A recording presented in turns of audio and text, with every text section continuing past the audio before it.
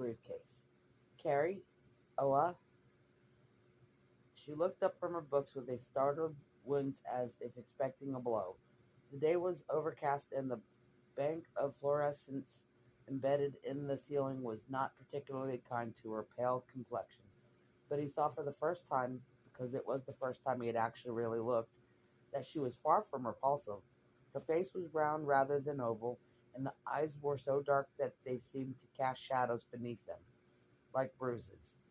Her hair was darkish blonde, slightly wiry, pulled back in a bun that was not becoming to her.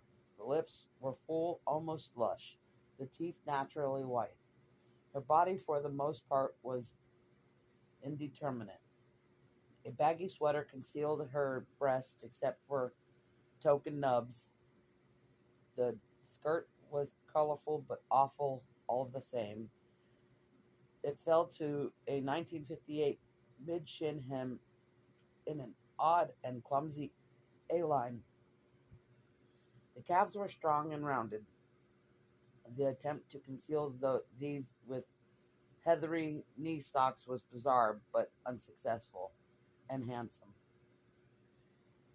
He was looking up with an expression that was slightly fearful, slightly something else.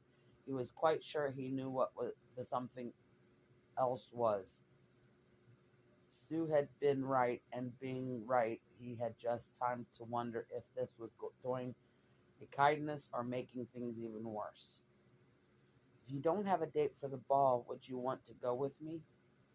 Now she blinked, and as she did so, a strange thing happened.